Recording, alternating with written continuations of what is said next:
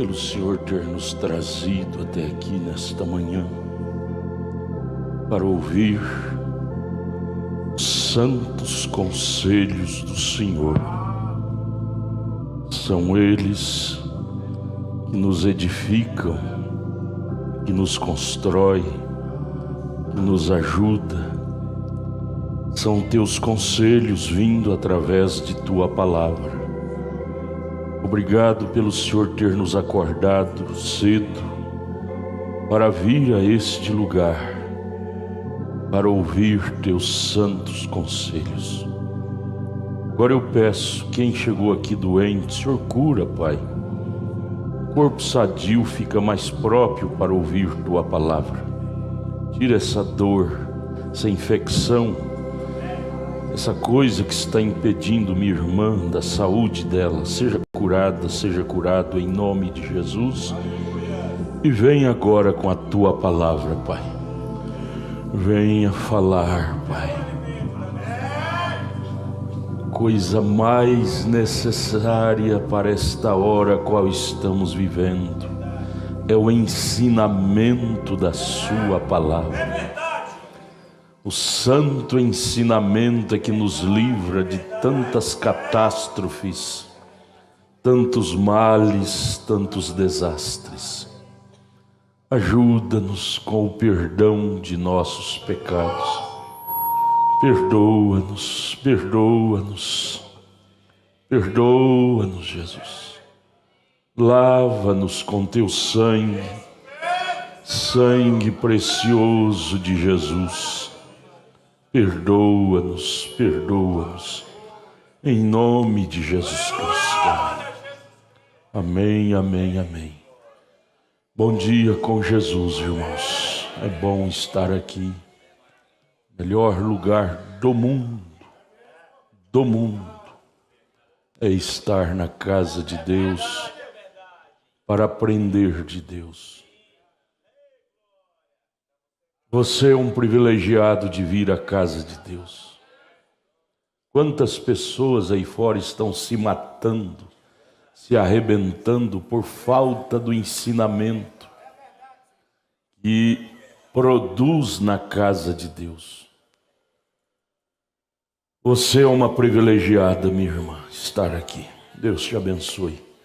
Diga parabéns por você ter vindo, parabéns por você ter vindo na casa de Deus.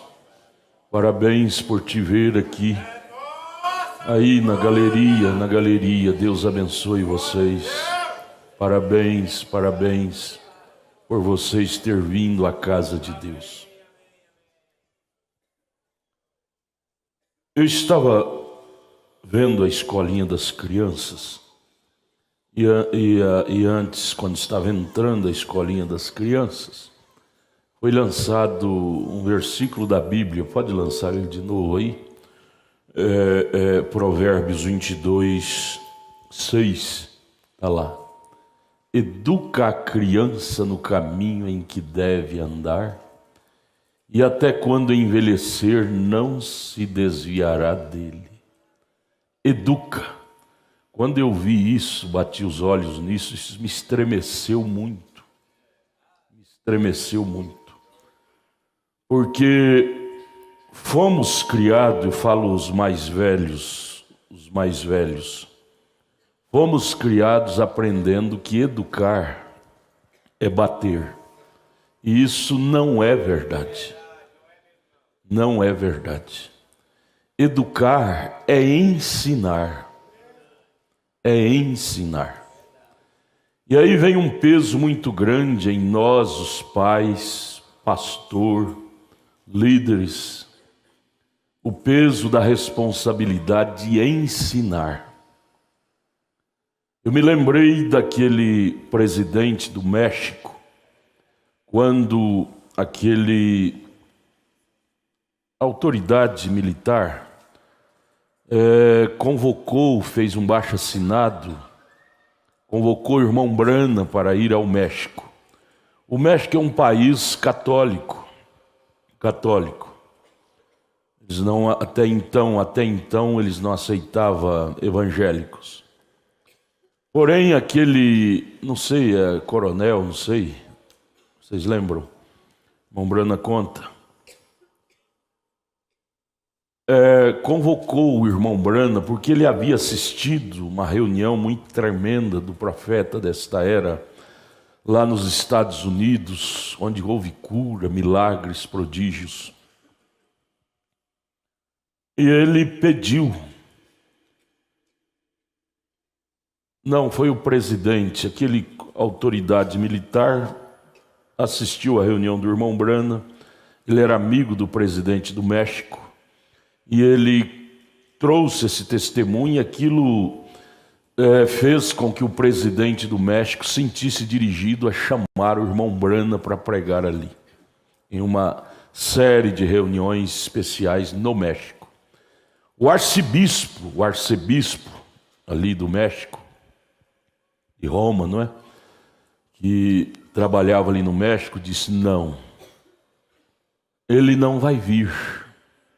Porque, senhor presidente, se ele vier, você vai ver que é só essa gentinha ignorante é que vai lá para ouvi-lo, assisti-lo. O presidente, muito diligente, virou para o arcebispo de Roma, que trabalhava ali no México, disse: senhor arcebispo, me diga há quantos anos vocês, romanos, catequizam o nosso povo aqui do México? O arcebispo disse: há uns 200 anos. O senhor presidente disse: escuta, faz 200 anos que vocês trabalham catequizando, ensinando o povo do México, e ainda há gente ignorante. A responsabilidade é de vocês.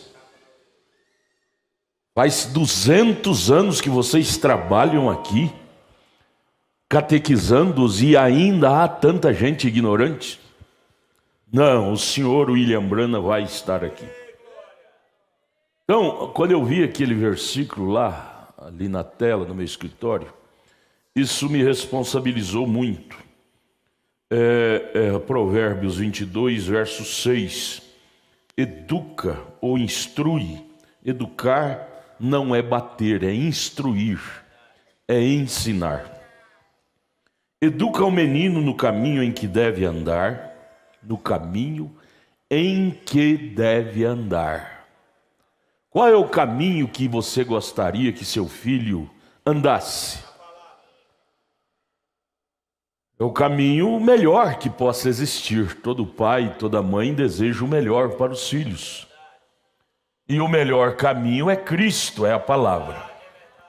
Então, essa responsabilidade, se você for ler isso com a alma, a Bíblia não é para ser lida mental, é para ser lida com a alma. Quando eu li com a alma esse versículo ali no vídeo, isso estremeceu. Educa o teu filho. Educar tem um significado longo. Educar é sentar com ele, com ela, amigavelmente, e ensiná-lo. Porque eles nascem sem saber a vida. Eles nascem leigos, inocentes. Eles precisam de alguém que já conhece da vida, para ensiná-los a viver a vida. Eles vêm ao mundo de uma forma inocente, puros, inexperiente. Aí qualquer coisa de errado que ele faz, o pai bate, a mãe bate. Ele nunca vai aprender a vida assim. Nunca. Nunca vai aprender o segredo de viver, o segredo da vida. Ele precisa de alguém que sente com ele, com ela, e o instrua, e o ensine. Eu me lembrei do eunuco que estava vindo na carruagem. Eunuco cuidava da rainha. E ele estava vindo, lendo a Bíblia. De repente encontra com Filipe, o evangelista. Filipe, vendo ele ler a Bíblia, disse: você está entendendo o que você está lendo? O eunuco diz: como eu posso entender se não há quem me ensine? Então não é porque eles têm a Bíblia que eles entendem a Bíblia. Não é porque você dá, os pais dizem, não, eu dei a Bíblia para ele e para ela, missão cumprida. Não é assim. Não é só isso. Eu dei a mensagem para ela, para ele, está a missão cumprida. Ó, lavei minhas mãos. Não é assim. Lembra do eunuco? Como eu posso entender se não há quem me ensine? Ou seja, quem se assente comigo para me esclarecer o que isso quer dizer, o que aquilo quer dizer, para que eu possa ser um homem lúcido. Ensine, educa, instrui o menino no caminho em que deve andar. Gente, se nós formos ler isso no Espírito, nenhuma mãe terá tempo para celular, nenhum pai, quando chega do trabalho, vai ter tempo para televisão, celular. Você vai ver a tremenda missão que você tem: educar, ensinar. Só que nós, os pais, fomos criados assim e queremos continuar ignorantes assim. Que a cultura de ensinar é bater. Qualquer coisa está errado, bata. Isso é uma ignorância que nós herdamos de nossos pais. Educar é instruir. E não se instrui com vara. Ah, pastor, mas Salomão fala aqui em Provérbios 23, verso 13: não retires a disciplina da criança, porque fustigando-a com a vara, nem por isso morrerá. Tudo bem, cada coisa tem seus lugares. Fustigar com a vara, isso é depois que você ensinou 1.000.000 de vezes, instruiu 1.000.000 de vezes, e ela, aquela criança, menino ou menina, aleivosamente não quer tomar tua palavra.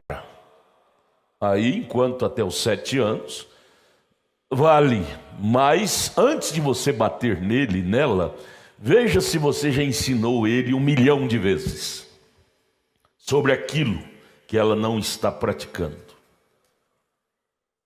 Toma por você, tomemos por nós. Quantas vezes viemos ao culto e aprendemos, e no dia seguinte estamos fazendo ao contrário?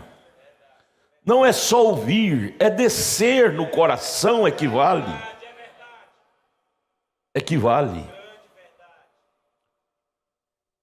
Eduque seu filho, instrua.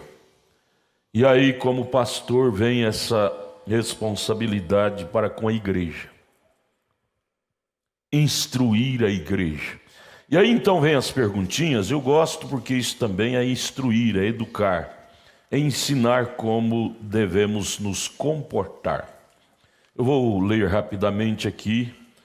Hoje veio 1, 2, 3, 4, 5 perguntas. A primeira é: bom dia com Jesus, pastor. Pastor, o que é oferta alçada? Deus os abençoe. Você tem que ir no sentido etimológico das palavras. Alçar, a palavra alçada vem de alçar. Alçar é levantar. Ao diácono passar com a salva, você alça a mão com o dinheiro na mão e coloca na salva. Oferta alçada é aquilo que você faz na hora do culto. Oferta voluntária é aquilo que você faz para um trabalho especial da igreja. Como tivemos aqui quarta-feira, aquele trabalho tão lindo, tão maravilhoso do retiro, e tivemos vários irmãos e irmãs que colocaram ofertas voluntárias. O caso do irmão Du, Deus te abençoe. Ele ofertou 2 vacas. Deus abençoe, irmão Du. Oferta voluntária. Alçada é aquela que você levanta, ora e põe na oferta. É o que você sentir. Quantidade, oferta não tem quantidade. É aquilo que você sentir. Isso é retribuído em bênção. Malaquias 3 diz que Deus lhe retribuirá muito mais vezes. Dízimo é um compromisso cristão. Todo cristão é dizimista. Dízimo é para a bênção material. Você vê aquele irmão todo enrolado na vida material, porque ele não é dizimista de coração. quando ele propõe com Deus em ser um dizimista fiel, a 10ª parte do que ele ganha, Deus não mente. Malaquias 3 diz que Deus abre as janelas do céu. Eu falo isso com experiência própria. Então, alçada é levantar, alçar é levantar, você põe. Agora veio essa pela internet, aqui de Brasília. Pergunta: bom dia, pastor, eu gostaria de saber se quando a pessoa perde o gozo pela vida, se é considerado suicídio na presença de Deus. Tipo, a pessoa tem uma doença e tem recursos para fazer o tratamento, mas porém se deixar agravar pode levar à morte. Seria suicídio a pessoa deixar agravar intencionalmente para que a mesma morra? Essa pessoa é condenada ao inferno igual quem atira em si próprio ou coloca uma corda no pescoço? Pessoa que tem condição de fazer o tratamento e não faz o tratamento porque quer morrer. Eu quero morrer. Olha, isso não é um bom espírito. Se a vida fosse tão ruim assim, Deus não teria prometido para nós vida eterna. A vida é o maior presente que Deus nos deu. E Paulo chega a dizer em 1 Coríntios 3, ai de quem destruir o templo de Deus, que sois vós, que é o nosso corpo. Eu fico com a Bíblia. Não é boa coisa você destruir esse templo, você deixar ele ser destruído. A luta pela sobrevivência é uma índole que Deus nos deu desde que nascemos. Lutar para sobreviver. E ai de quem denigrir esse instinto que foi Deus que nos deu, lutar para sobreviver. Este é um instinto cristão, luta pela sobrevivência. Você está lá, você está comendo piqui, um espinhozinho do piqui fere a sua língua, todo o seu corpo junta ali para tirar aquele corpo estranho fora.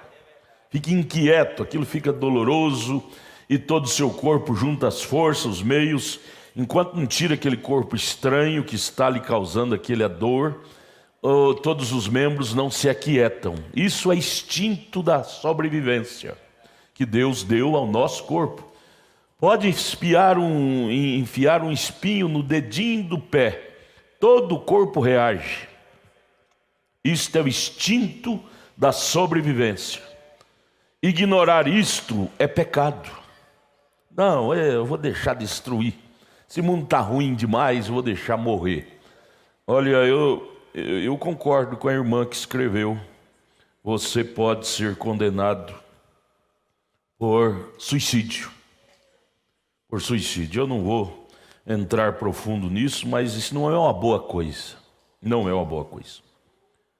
Outra pergunta: pastor, o profeta disse que a era de Laodiceia era a menor de todas as eras e só falta 4 anos para ser do tamanho da era de Éfeso, que foi de 117 anos.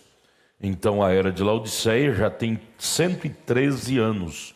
Só falta 4 anos para equiparar a era de Éfeso. Jesus vem antes de completar 4 anos? Olha, irmão e irmã, nós precisamos ter muito cuidado naquilo que a gente ouve. Nem tudo que se ouve é verdade. Eu já procurei, essa pergunta já me veio algum tempo atrás, eu tive o critério, eu já procurei em todas as mensagens do irmão Brana que eu conheço, eu nunca vi ele dizer que a era de Laodiceia é a menor de todas, nunca. Se você encontrou, por favor, me mostre. Eu já pesquisei em várias, nunca encontrei ele dizendo nesse termo, a era de Laodiceia é a menor. Ele só disse em várias mensagens que a era de Laodiceia é curta, é pequena, é curta. Mas ele não diz que é a menor, cronologicamente. Não. Até porque Jesus disse que ninguém sabe o dia nem a hora. Se o irmão Brana falasse, eu respeitaria porque ele é um profeta. Só que é uma coisa que você tem que ler e passar por cima, não fazer doutrina em cima disso. Porque se você fazer doutrina e a longanimidade de Deus esperar mais 20 anos depois da era de Éfeso, a era de Laodiceia passar 20 anos além da era de Éfeso, você vai ficar com a cara grande. Ah, cadê Jesus? Não veio? Tinha que vir antes de 117 anos da era de Laodiceia. Nós temos que ter muito cuidado com as coisas que a gente ouve. Nem tudo que se ouve, às vezes é força de expressão. Às vezes um pregador prega coisas, dizendo datas, coisas assim, às vezes é força de expressão. Você tem que ver se aquilo é uma força de expressão ou ele está dizendo aquilo está escrito. Para não criarmos doutrina. E mesmo se estiver escrito, tem termos proféticos, tem termos que o irmão Brano usou, como por exemplo, 77 terminará o sistema desse mundo, a era de Laodiceia. Ele não disse que vai terminar, ele disse eu predigo, ele disse eu não profetizo, eu predigo, que por volta, ele não disse 77, disse por volta, o sistema terminará. Eu lhe pergunto, não terminou o sistema natural do mundo, não acabou? Acabou, gente. Acabou, o mundo hoje virou lixo. O mundo hoje virou lixo. É porque nós olhamos isso e dizemos, tem que acabar tudo. Não, não é assim. Acabou o sistema normal, natural. E acabou. Família hoje não tem respeito mais por nada, a sociedade... Acabou aquelas tradições boas que tinham, antigas. A única coisa que presta nessa terra é só a mensagem do profeta. É só o Espírito Santo. O resto virou lixo. Catástrofe, o mundo cheio, catástrofe moral, espiritual, tudo. Acabou. Você tem que dar glória a Deus por você ainda conservar intacto. Não acabou. A minha fé não acabou. A outra pergunta, pastor, me ajude a entender. O profeta diz que quando Jesus vier para os judeus, a noiva estará na glória. E ele diz que Jesus vem 3 vezes à terra. A primeira vez veio para redimir a noiva, a segunda vez vem buscar a noiva, a terceira vez vem com a noiva. E a vinda para os judeus sem a noiva? Então é 4 vezes? Você tem que entender, juntar, você tem que... Sempre quando você lê a mensagem ou a Bíblia, você tem que buscar uma junção, uma coerência, a palavra é essa, coerência das coisas, da expressão que está sendo dada, coerência com a Bíblia e com a mensagem. Quando ele disse que Jesus vem 3 vezes, ele estava referindo aos gentios, a noiva, até porque o irmão Brana não é profeta para os judeus, ele é profeta para os gentios, preparar a noiva para o arrebatamento. Mateus 17:11. Restaurará a noiva gentílica. Para os judeus já é uma vinda lá para eles. Ele está dizendo 3 vindas para a noiva. Vem para redimir, vem para buscar e virá para julgar o mundo com a noiva. Os judeus não é noiva, os judeus são servos que vai servir a noiva na grande tribulação.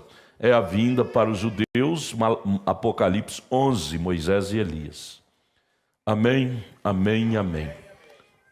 Porque nós temos que ter cuidado. As pessoas, eu tenho pensado muito nisto ultimamente. Pregadores pregando, fazendo teses, elaborando teses, discutindo teses. Eu fico assim, porque já faz um tempinho que eu estou nisto. A gente tem passado por muito sofrimento em seguir doutrinas. Em 1972 eu aceitei essa mensagem, já veio a primeira doutrina errada, que nós sofremos.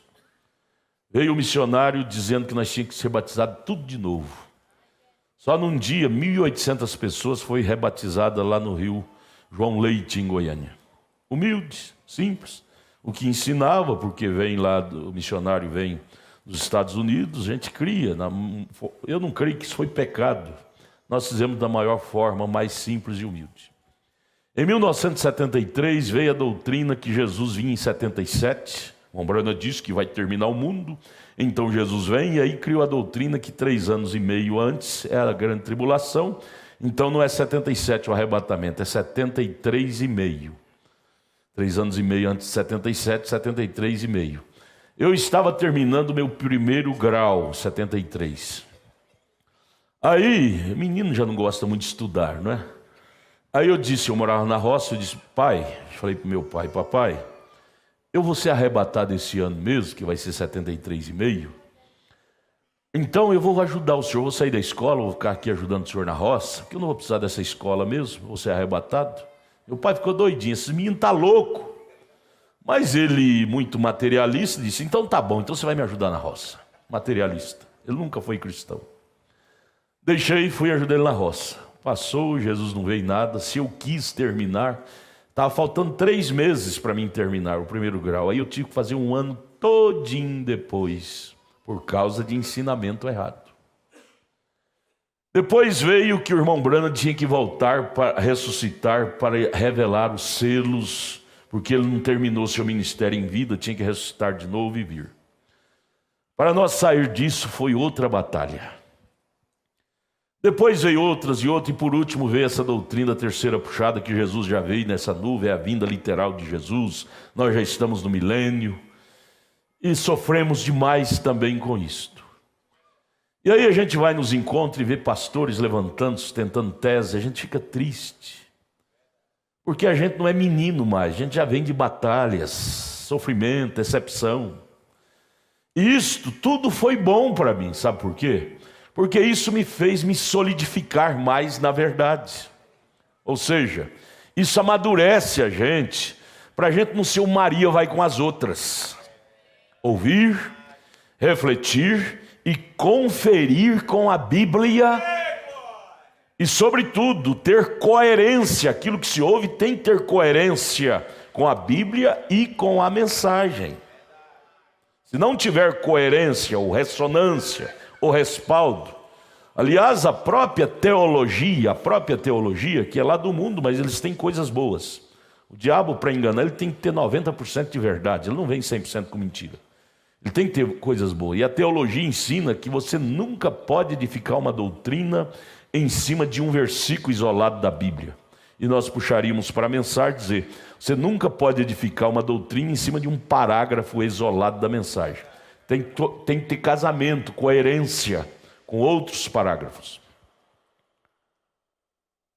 Aí, o que eu queria chegar onde, bom, nisso?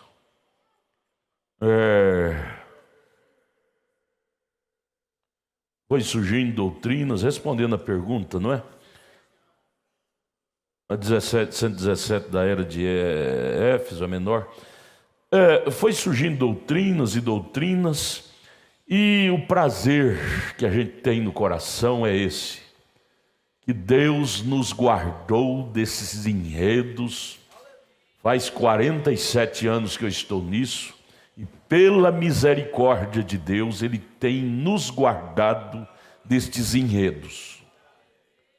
Então, a minha experiência, isso estamos falando de educar, ensinar, o pastor educar a igreja, ensinar a igreja.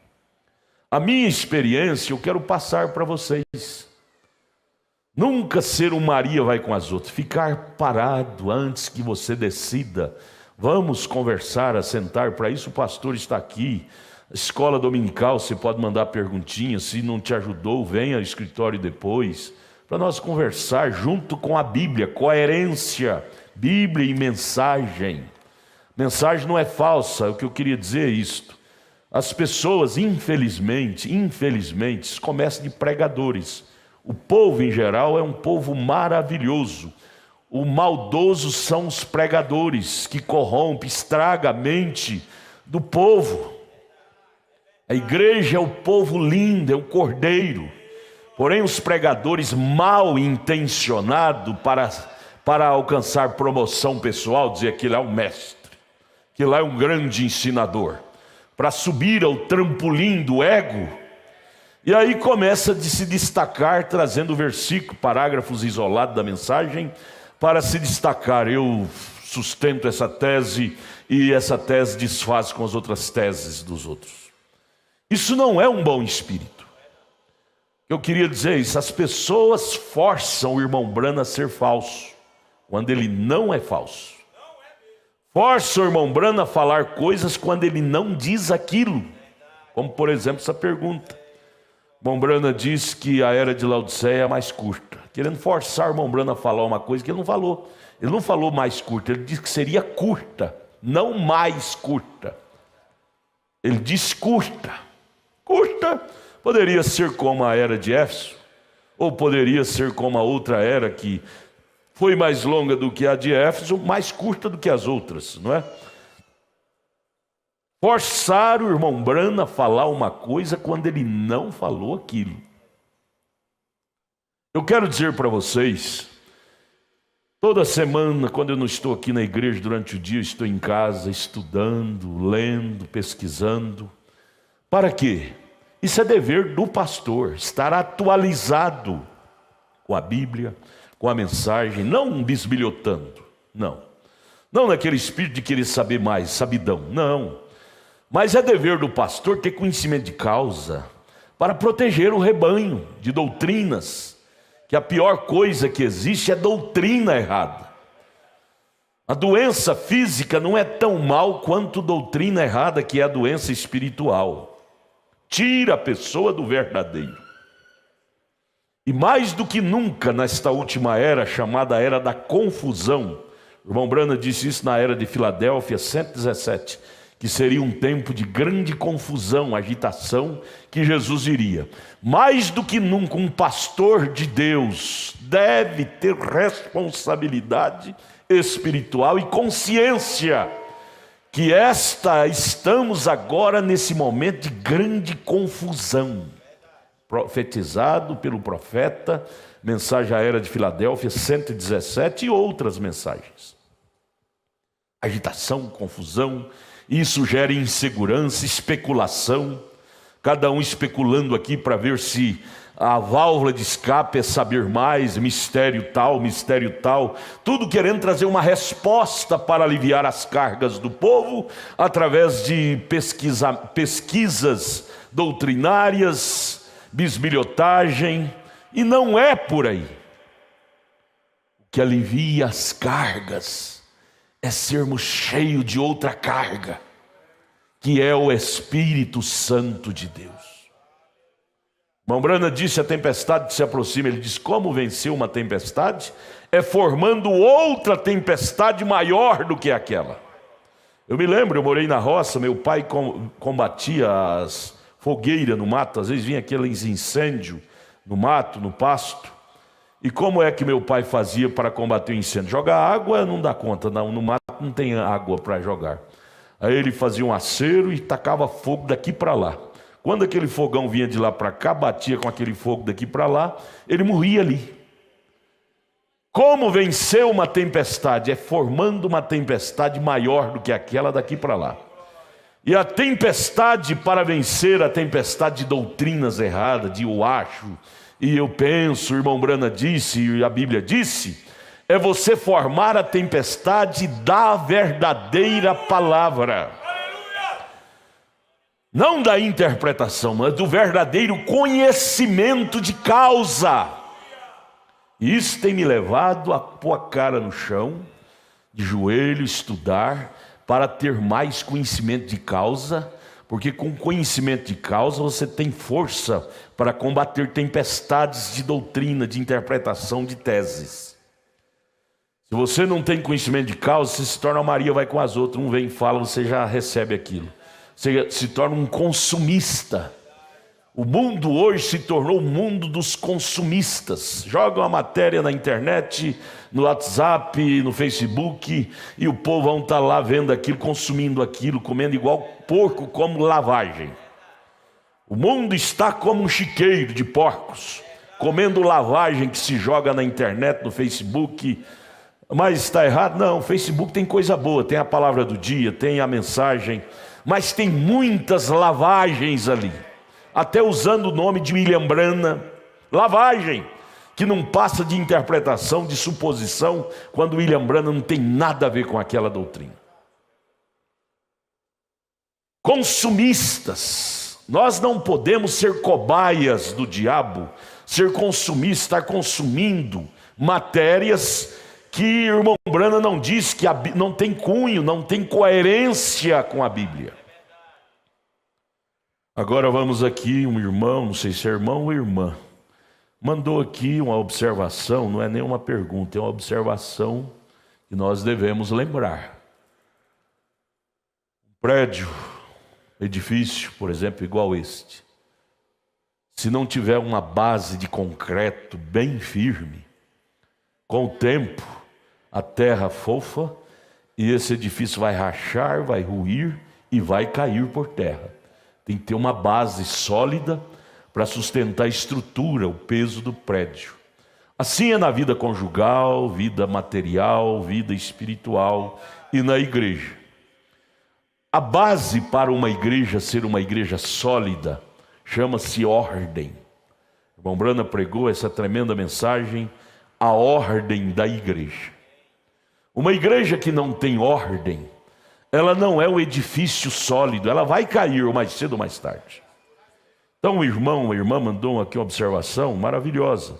Ele citou a mensagem A Ordem da Igreja, parágrafo 151, parágrafo 156, citou a mensagem Deus revelado em simplicidade, parágrafo 42, e resumindo, sobre a ordem, não conversar no santuário, não trocar notinhas um para o outro no santuário, não ficar olhando celulares no santuário, porque aqui é um lugar sagrado. Entramos aqui estritamente para adorar a Deus. No tempo do irmão Brana, ele pedia à organista tocar, se ela não tivesse, rodasse a fita, o órgão suave, os irmãos lendo a Bíblia, orando. Nosso tempo hoje, a fartura de alimento é muito grande, que a gente fica dizendo, meu Deus, eu não posso perder tempo. Aí a gente roda a fita do irmão Brana pregando, e um programa de rádio antes do culto começar, que tudo é adoração, tudo é adoração. Porque muita gente não sabe ler. Então quando eu rodo a fita, o que não sabe ler, ouve, não é? E aprende. Mas desde que tenhamos ordem, não conversar aqui dentro, não conversar, até os diáconos, você que vai dar alguma nota lá para os diáconos escreverem ali no balcão, fale baixo e somente o necessário. Vocês que vão cantar aqui, fale somente o necessário e baixo. Vocês que estão nas filmadoras, comunicando ali com a mesa no estúdio, fale baixo e somente o necessário. Lembre-se, o irmão Brana disse, Deus e simplicidade e outras mensagens, quando você conversa durante o culto aqui dentro, você anula aquele culto. Por que anula? O Espírito Santo se entristece pelo seu mau comportamento. O irmão, a irmã terminou dizendo, agora por que está havendo tanta conversa antes, durante e depois dos cultos, dentro do santuário? Temos esquecido essas coisas tão importantes para a manutenção do Espírito Santo em nossa igreja. O irmão está velando pela manutenção do Espírito Santo na igreja. E eu acho que esse é um critério que cada crente deve ter. Às vezes aquela velhinha, velho, todo velho vira criança, viu? Todo velho vira criança, esquece da ordem da igreja. Vem falar bom dia, irmão, bom dia, e vai conversar dentro do santuário. Irmão Brana fala na ordem da igreja, parágrafo 151, 156, o diácono está aqui para guardar a ordem. Quando ver alguém conversando no santuário, o diácono pega o microfone e fala, isso é a ordem do profeta. Neste lugar nós não conversamos. Mas às vezes as velhinhos, aquele afeto, e abraça, e beija, e quer conversar, aqui dentro não é para isto. O irmão Brana disse, vá na casa dele, se quer ter um companheirismo mais alongado, ou aí fora depois do culto. Aqui dentro é um lugar sagrado. Se nós perdermos esta consciência do que é este lugar, que é o tabernáculo que Moisés erigiu lá no Velho Testamento, Santo dos Santos, lugar santo do santo é aqui, é onde o santo que é Deus fala conosco. Lugar santo do santo lá no tabernáculo do Velho Testamento, qualquer comportamento anormal que o sumo sacerdote comportasse, ele seria morto, fulminado ali dentro. Tanto é que ele tinha que entrar ali amarrado com uma corda longa, porque se ele morresse lá, ninguém podia entrar lá. Quem estava do lado de fora arrastava ele para fora. Era tão sagrado que qualquer pecado, que naquele tempo só o sumo sacerdote podia entrar. Depois que Jesus morreu, o véu foi rasgado, quem não entrar é que morre. Todos nós devemos entrar no lugar santíssimo, que é Cristo. Mas é um lugar de reverência. Então estamos falando de Provérbios 22, 6. Instrui o menino no caminho que deve andar. Educar. Educar é instruir. Instruir é ensinar. Ensinar. Por favor, evite de sair, que é um momento muito importante este, viu? É um momento muito importante. Evite estar saindo para o banheiro. Você deve ir ao banheiro antes de começar o culto. Isto é instruir, isto é ensinar. É dever do pastor ensinar essas coisas. Ensinar o filho desde pequeno. Há tantos itens para o pai e a mãe se ocupar com o filho, com a filha. Existem moças que não sabem nem cuidar da sua higiene íntima. Quando chegam os dias críticos para ela, entra na fase da puberdade, ela chora, grita que não sabe o que é isso, estou doente, estou morrendo, sangrando. Não sabe, a mãe não preparou ela para aquilo. Não preparou a filha para a idade crítica, puberdade. Não preparou o filho. E aí o filho se torna um estrupador, não faz mal, não tem problema. Essa tese de não faz mal, não tem problema, veio de filhos falta de ensinamento. Porque um filho que tem cultura, tudo é questão de cultura, boa ou ruim. Quando tem cultura da Bíblia, ele não usa essa tese, não faz mal, não tem problema não. Tem coisa que faz mal sim. Tem coisa que tem problema sim. Essa tese de não faz mal, não tem problema, veio de pessoas sem cultura, sem ensinamento, sem instrução. Olha, existem milhares de itens que os pais deveriam se dobrar, se curvar com os filhos nas horas de folga. O irmão Brana disse, se eu fosse uma mãe, nas horas de folga eu estaria ensinando a Bíblia para os meus filhos. Aí lembramos de Susana Wesley, mãe de John Wesley, Carlos Wesley. Ela tinha 18 filhos. E ela achava no seu espaço 2 horas por dia para catequizá-los no Evangelho, ensiná-los o Evangelho. Por isso criou aqueles meninos cheios de boa cultura. John Wesley, aquela tocha de Deus.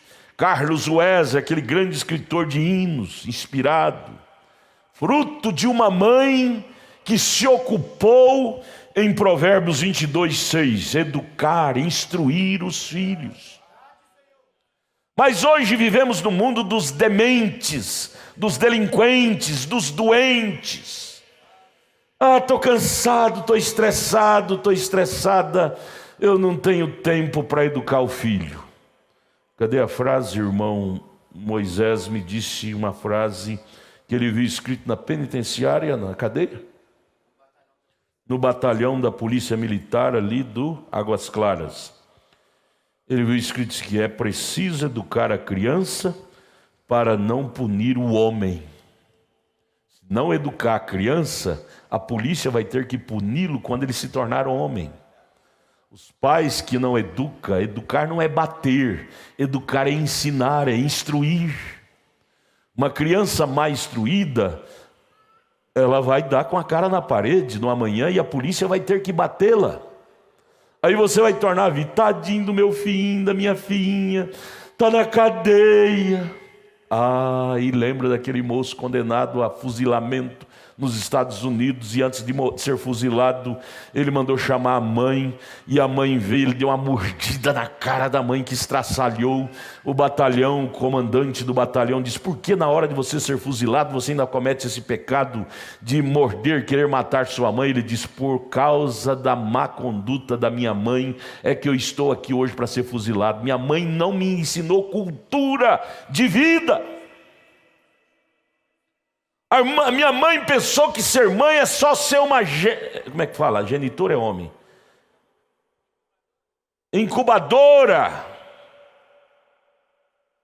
Mãe não é só incubar o menino. Quem faz isso é rato. Pare, me perdoa a expressão, acho que é parir, não é? Correto? Pare 10 ratos de uma vez e cada um se vira.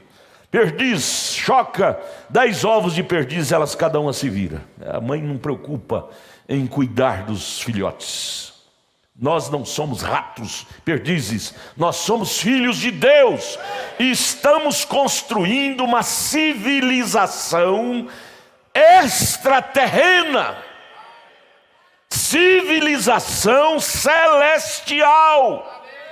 E para construirmos essa civilização, que é a nossa família, nossos entes queridos, precisa de dedicar tempo com esse povo, gente.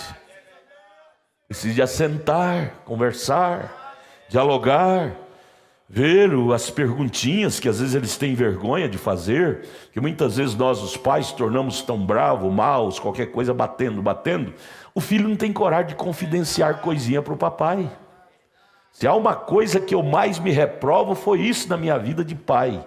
Hoje já estão todos criados, mas eu devia ser mais educado com eles. Eu não tenho vergonha, irmão. Eu não tenho vergonha de confessar meus erros, porque meus erros servem de ensinamento para vocês. Não errar. O filho não tem coragem de confidenciar as coisinhas dele, masculina, porque senão o pai já pega e taca nele. A mãe pega, taca nela. Os filhos devem ser o maior confidente do filho é a mãe, é o pai. Porque o pai tem experiência de vida, é o professor para ajudar o filho. A mãe tem experiência de vida, é a professora para ajudar a filha. Mas infelizmente nós ajudamos pensando que a ajuda é taca. Errou, apanhou. Igual a polícia faz. Errou, prende na cadeia. Isso não ajuda ninguém. Quantos prisioneiros vai para a cadeia e sai dali pior? Porque lá na cadeia aprende com outros prisioneiros táticas piores. Cadeia não conserta bandido. O que conserta bandido é levar eles a um novo nascimento.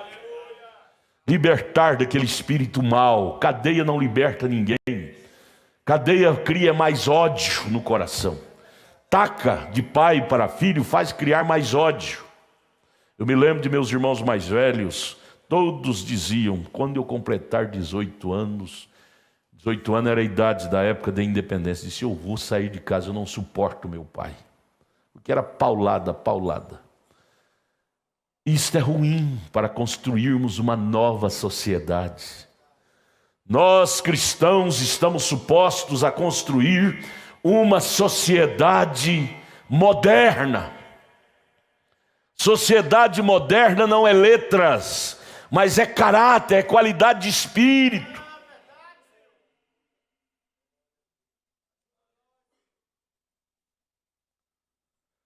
Entre milhares de itens para o pai e a mãe assentar com os filhos e as filhas, ao invés de estar consumindo coisa de Facebook, Instagram, celular, que não vai te construir em nada, vai destruir sua personalidade. Consumir uma notícia errada, mentirosa, o que vai te edificar aquela notícia? Doutrina, está falando da mensagem, você escuta. Aquilo pode te destruir. Você deve assistir o culto do seu pastor. Pastor, cada cidade Deus tem seu anjo. E o anjo tem o recado para o crente daquele lugar, daquela região. Porque cada região tem o seu espírito mau. E o pastor, que é o anjo, ele tem o combate daquele espírito que rege aquela região. Espírito mau. Lá daquela outra cidade, daquela outra, o combate usa a mesma mensagem, a mesma Bíblia, o combate é diferente. Você deve se nutrir com o nutrimento da sua região, do anjo da sua região, do anjo da sua igreja. Isso é a Bíblia.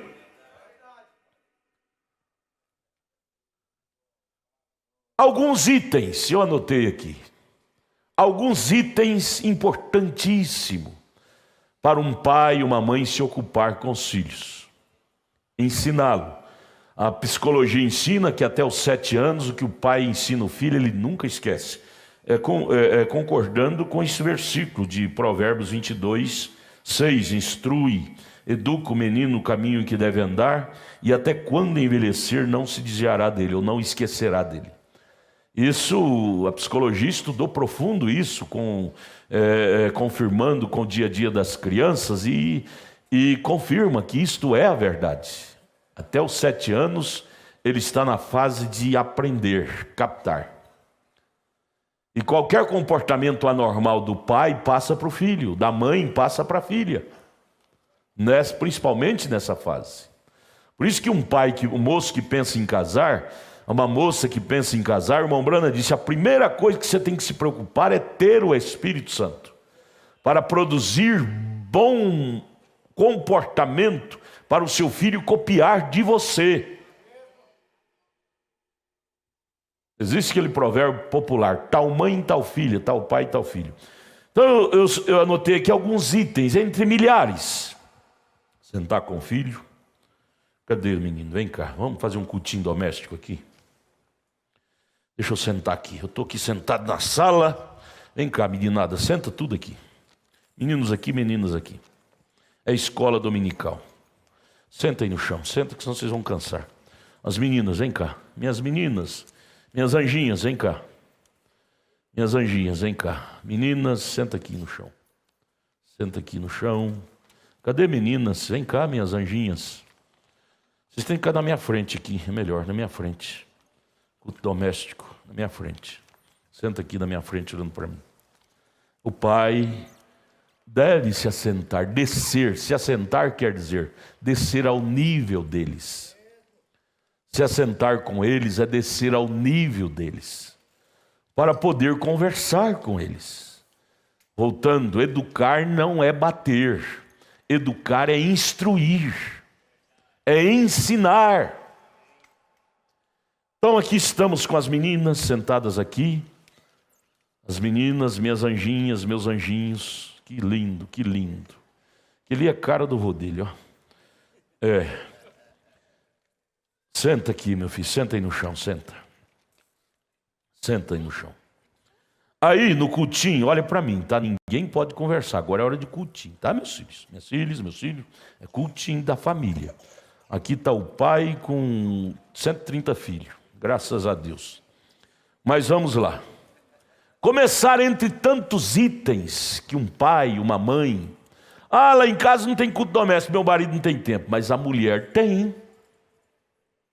A mulher não tem, mas às vezes o marido tem.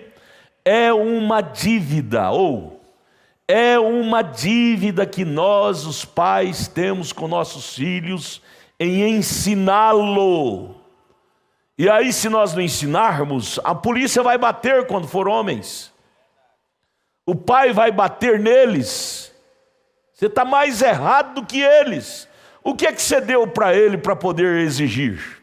Você não deu ensinamento para ele, para ela, e agora quer exigir nessa ignorância, batendo? Na hora de ensinar você não deu tempo, ficou do celular, na televisão.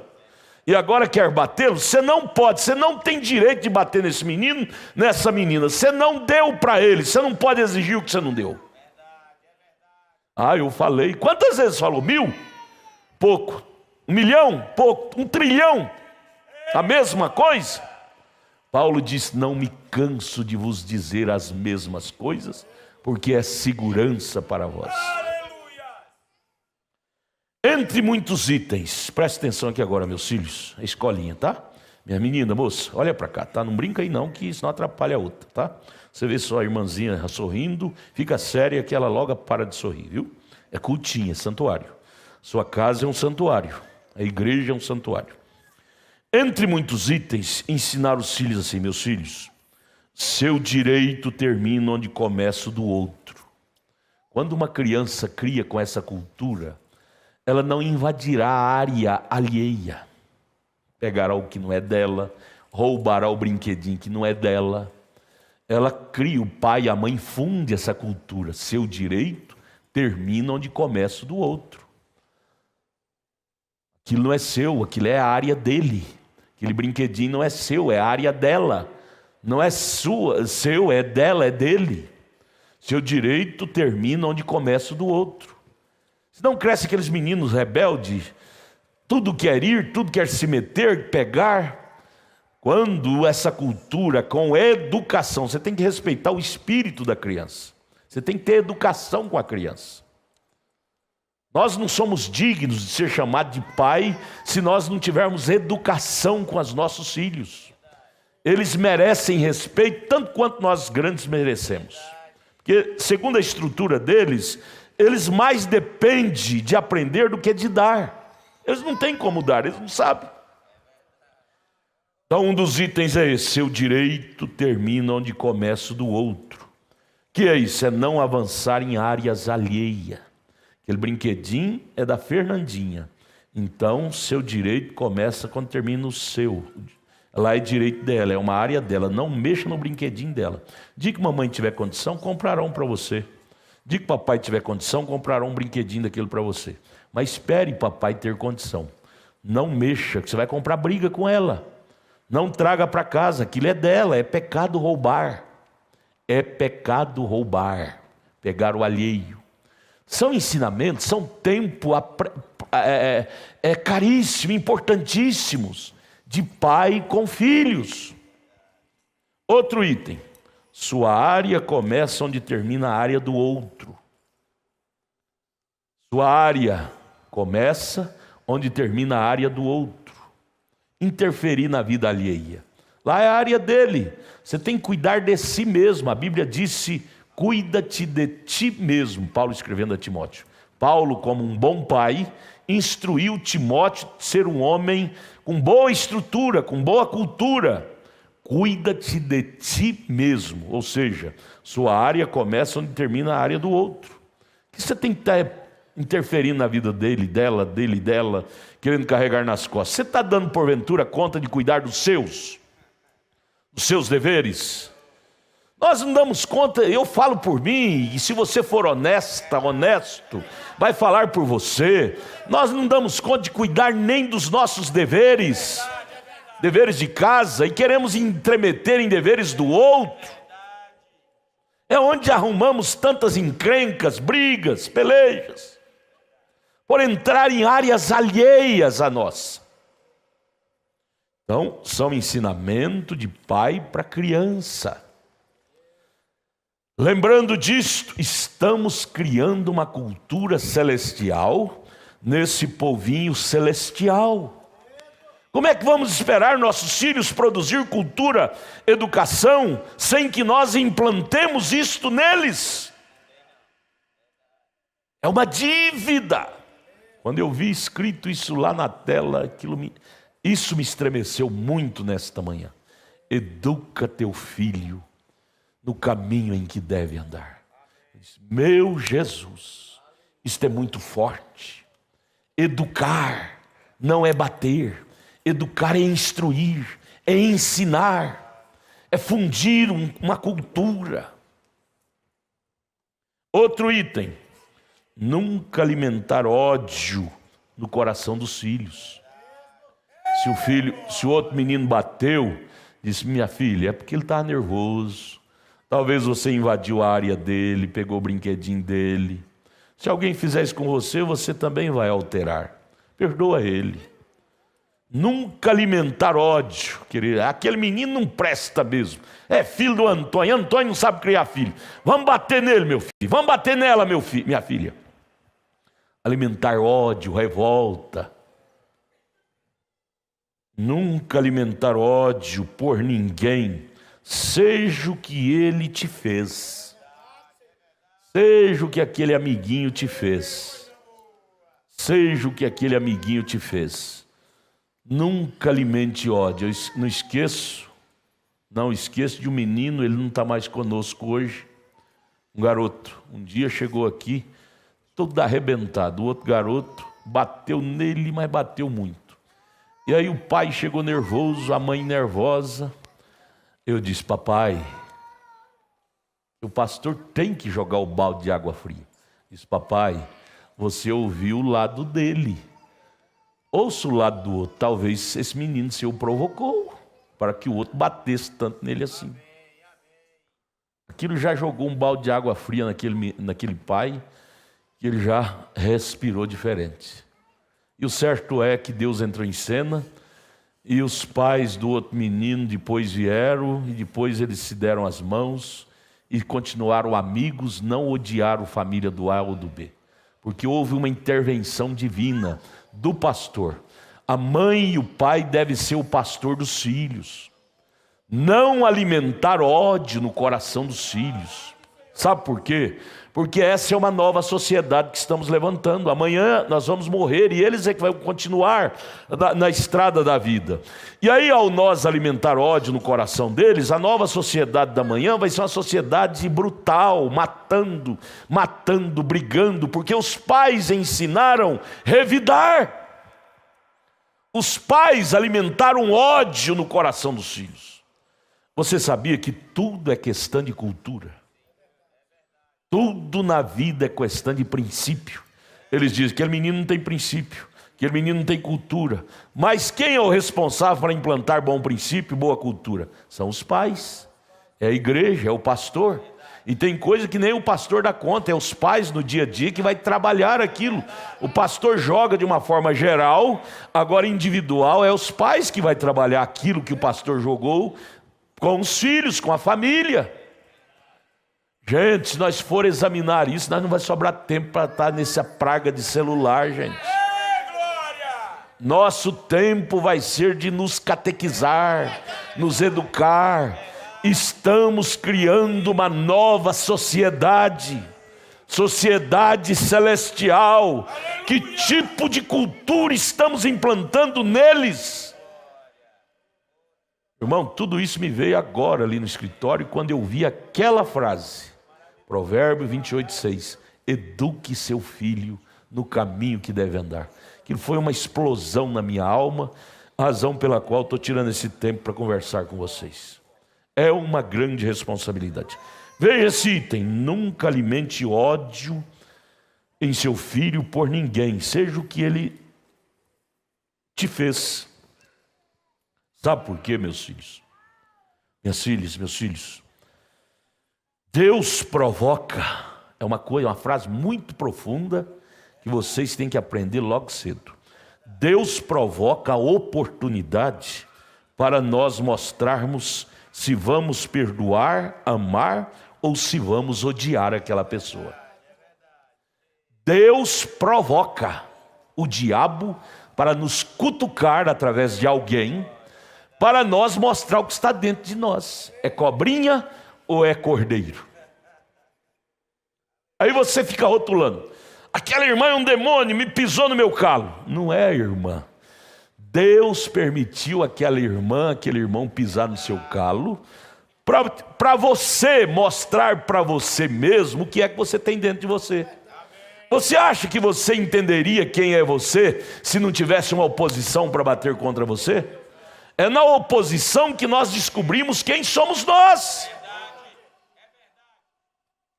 Irmão, se nós captarmos isso, nós vamos parar com muitas briguinhas, politicazinhas, irmão contra irmão, família contra família.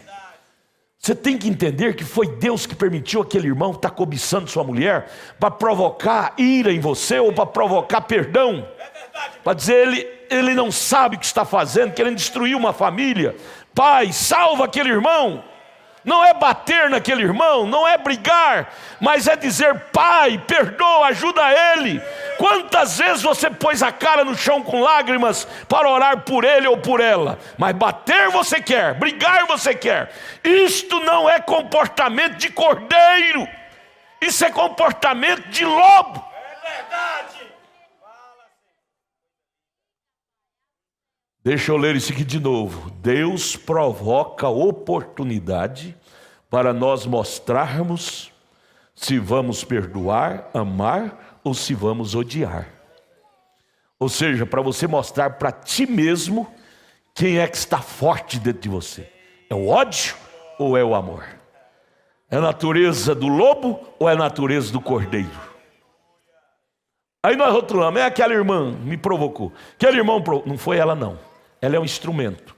Deus permitiu aquela irmã ser usada para te provocar. Esta é uma matéria de nós passarmos para os nossos filhos, quando eles vierem envenenados da escola, da igreja.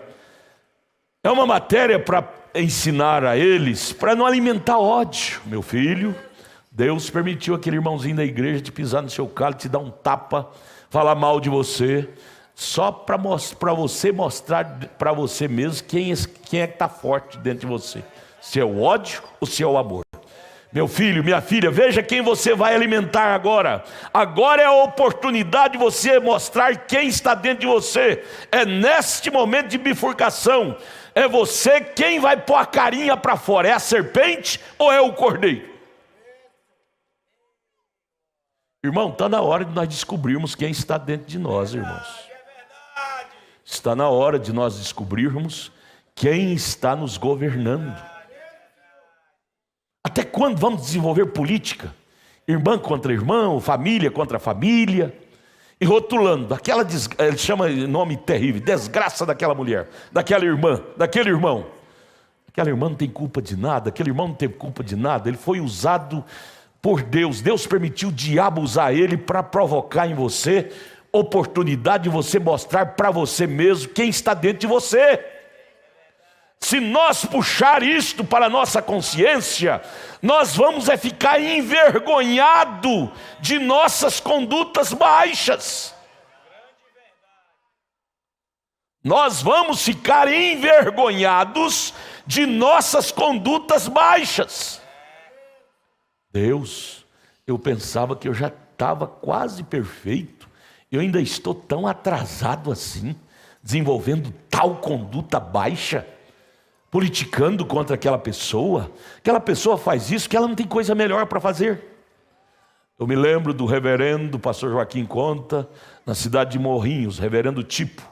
Antigamente, os missionários vinham de fora, da Holanda, da Europa, para fazer culto aqui no Brasil, catequizar, evangelizar os brasileiros.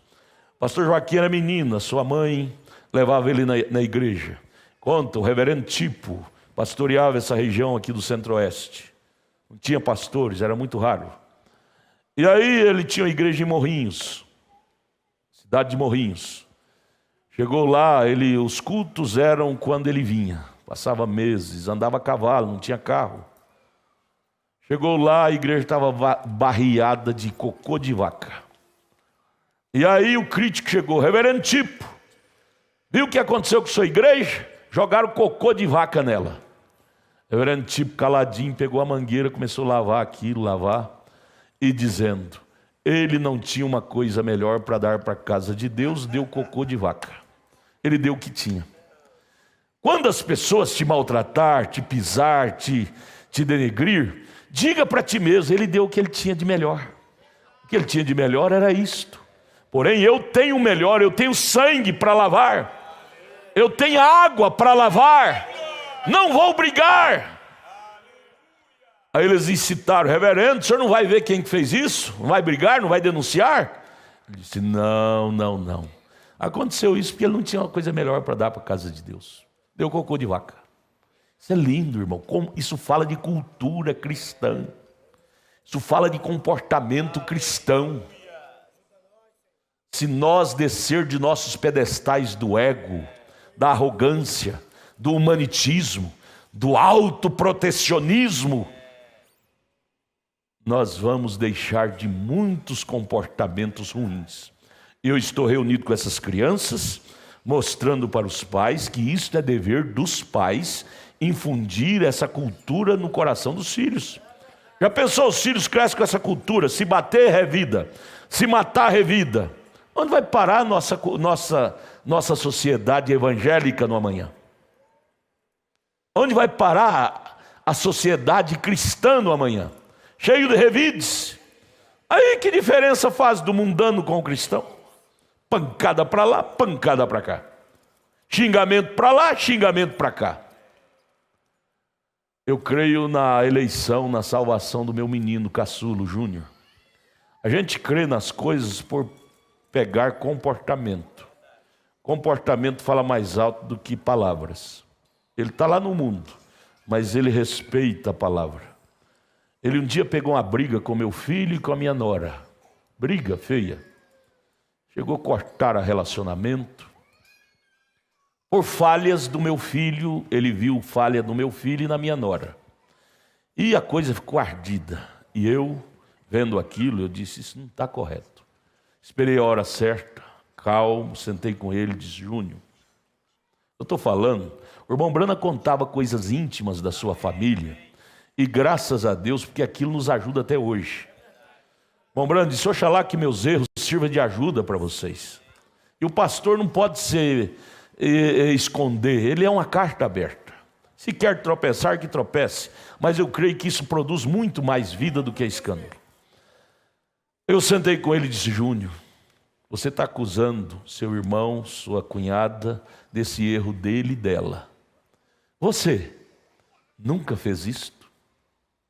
Você tem autoridade moral para acusá-los e até cortar a amizade, dizer que não senta com eles, não conversa mais porque eles erraram nisso, naquilo?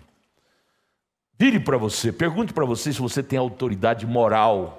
Você não tem culpa no cartório que você também fez algo assim ou igual assim na vida. E aquilo desceu, porque tem que ter um ambiente próprio. Desceu na alma dele, começou a chorar.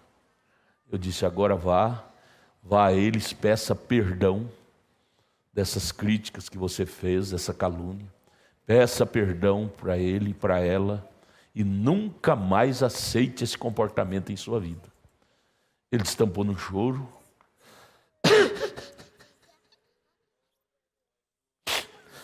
E o certo é que ele mandou um e-mail para eles, dizendo, me perdoe, eu errei profundamente, me perdoe. E o certo é que eles se entenderam e hoje são verdadeiros amigos. Hoje são verdadeiros amigos. Por isso que eu creio na eleição dele. Ele tem temor. Mas basta nós sentar na cadeira do outro e ver se nós temos autoridade moral para condenar o outro naquela falha dele ou dela. Todos nós temos culpa no cartório. Se você não fez, mas você desejou fazer, e Jesus diz que ele que deseja no coração é como se tivesse feito. Ele falou isso sobre adultério. Ele disse que quando você cobiça uma mulher é como se tivesse deitado com ela. Quem falou isso foi Jesus. Diante disso, nenhum de nós temos direito, autoridade para denigrir ninguém. Ninguém. Ninguém. E essa cultura devemos infundir em nossos filhos, gente. Essa maneira de ver as coisas. Essa maneira de ver a vida. Porque senão no amanhã nós vamos ter filhos nas cadeias, nas penitenciárias, avaliado por nós mesmos. Avaliamos neles uma cultura de ser bravos, nervosos, impacientes. Tudo que eles veem em nós, eles vão produzir no amanhã. Anote-se na alma, no coração, na sua alma. Deus provoca oportunidade para nós mostrar para nós mesmos quem está dentro de nós. Oportunidade, alguém lhe bater, alguém falar mal de você, alguém falar mal da sua moral. Aquele ditado, quem não deve não teme. Se você não deve, para que você tem que estar temendo?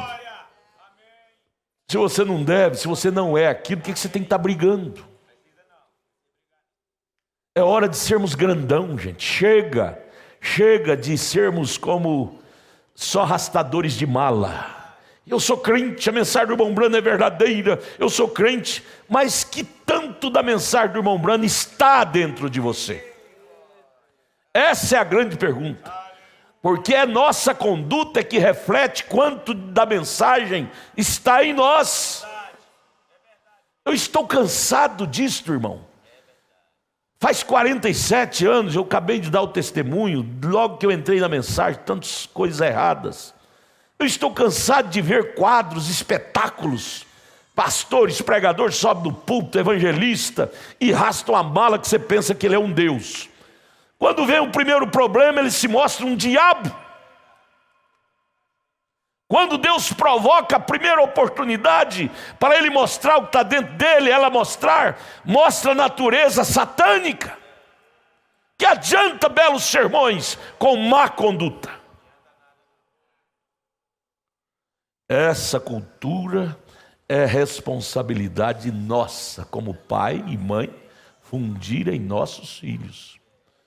Vamos perguntar para nós, que sociedade eu estou contribuindo para meus filhos estar no amanhã? Que tipo de cultura eu estou fundindo nelas?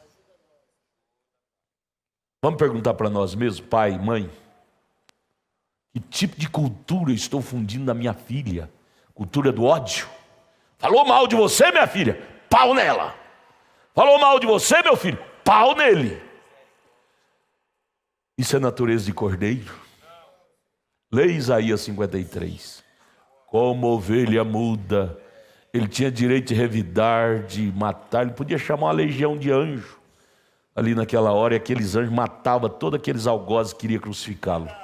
Mas ele foi como ovelha muda, sem reclamar direito, razão, disse: Deus sabe melhor. Irmão, não é mais tempo de nós estar nesses níveis baixos, comportamento baixo. Eu tenho que sair da igreja porque eu não aguento ver a cara daquela irmã.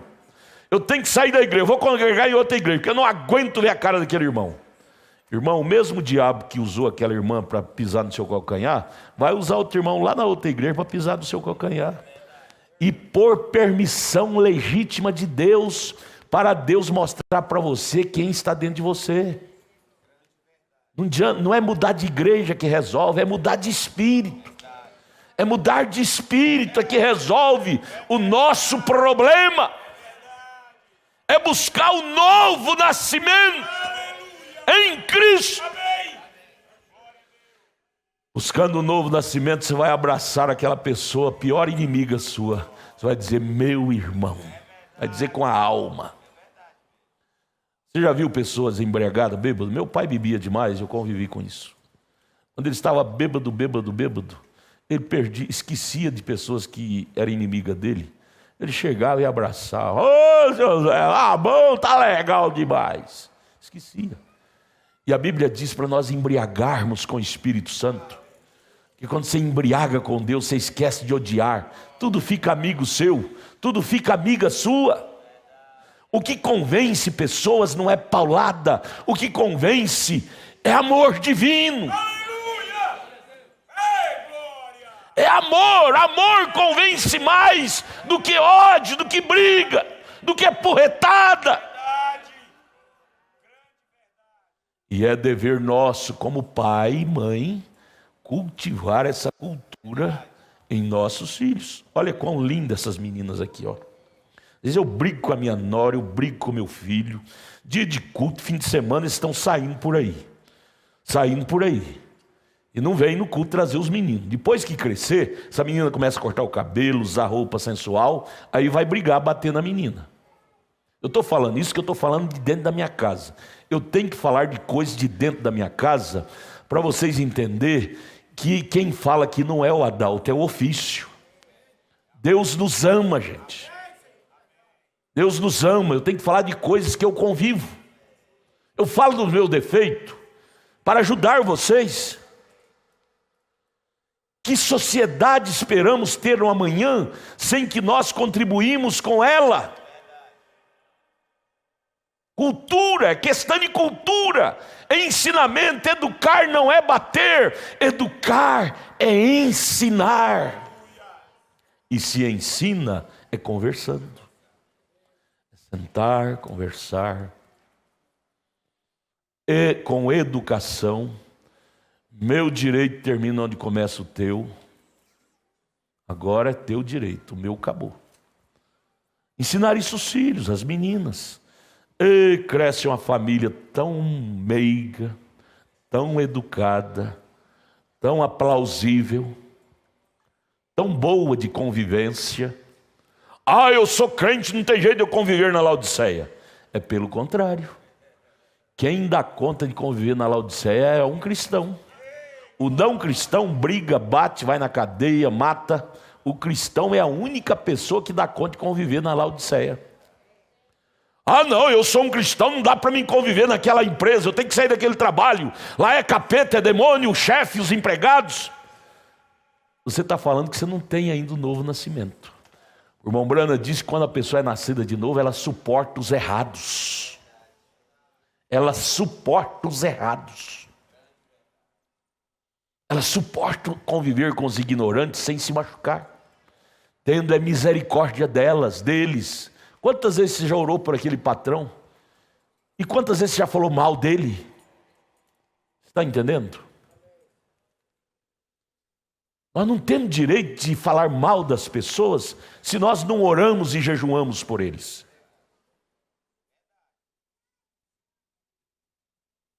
Eu gostaria que vocês levassem esse tópico. Deus provoca a oportunidade para nós mostrar e ver se vamos perdoar, amar ou se vamos odiar. É Deus que provoca situações para nós mostrar para nós mesmos o que está dentro de nós.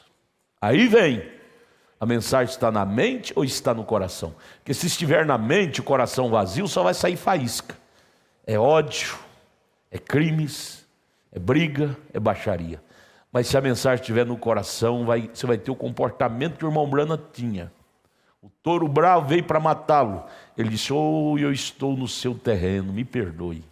Eu entrei na sua área, me perdoe. Eu entrei na sua vida, me perdoe, eu não tinha que ter entrado. O Brana tinha educação. Não existe uma pessoa mais educada do que a pessoa que nasceu de novo. Não existe uma pessoa mais educada na terra, melhor de se conviver, do que uma pessoa nascida de novo. Não existe. Está escrito em 1 Coríntios 13, o amor tudo suporta, tudo espera, não age com indecência, não provoca escândalo, o amor é grandão. O retrato falado da pessoa véu adentro está lá em Coríntios 13. Amor, comportamento do nascido de novo. E essa cultura é dever nossa, dos pais, das mães, fundir em nossos filhos. Que adianta, mamãe? Ah, eu tenho que trabalhar, e trabalha dia e noite. Chega em casa, os filhos ficam a babá. Porque não tem tempo, tem que ajudar o pai a ganhar dinheiro. É ganhar dinheiro. E o profeta Naum diz que os fins dos tempos as pessoas iam juntar dinheiro em saco furado. Coloca na boca, derrama no fundo. Coloca na boca, derrama no fundo. Nada satisfaz. Concupiscência da carne, concupiscência dos olhos, soberba da vida. E os filhos crescem sem o acompanhamento da mamãe. Babá não tem dom para educar filho. Babá faz é bater, se eles aprontar. Quem tem comissão de educar filho é mãe, é pai. Você está ganhando dinheiro para dar roupa nova para ela, comida boa. Mas e alma nova? O que você está contribuindo para dar para essa menina, para esse menino? Só pensamos no material, dinheiro. E alma, e caráter? Estamos preocupados com a alma deles? Infelizmente, estamos mais preocupados na aparência exterior. Aparência, tem que ser educado, tem que fazer faculdade, tem que ter 2, 3 faculdades, ela tem que ter, ele tem que ter. Tudo bem. Mas e a alma dele? Que adianta ser culto, doutor, doutora, e uma alma inconversa, sem Deus? Que sociedade estamos construindo, amados? Meus filhos, me perdoe, a vossa atenção foi preciosa, foi maravilhosa. Mas isso é o que o Espírito chacoalhou meu coração quando eu vi aquela frase no vídeo. Educa seu filho. O Espírito arrebentou, trovejou no meu coração e disse: educar, isto é uma grande responsabilidade. E nós tomamos a escola toda para falar disto. Me perdoe, mas foi Deus que me mandou fazer isto. Domingo que vem a gente continua o estudo da mensagem de adoção, que está sendo uma bênção. 5 horas teremos a Santa Ceia. Obrigado, meninas, obrigado, meninos. Nós temos um grande ministério. Nosso grande ministério não é ver celular. Não é ser consumista dessas coisas de celular. Nosso grande ministério é de construir uma família. Eu tenho uma frase, eu já falei para vocês ela aqui. Me vem, às vezes eu medito nessas coisas e me vem frases.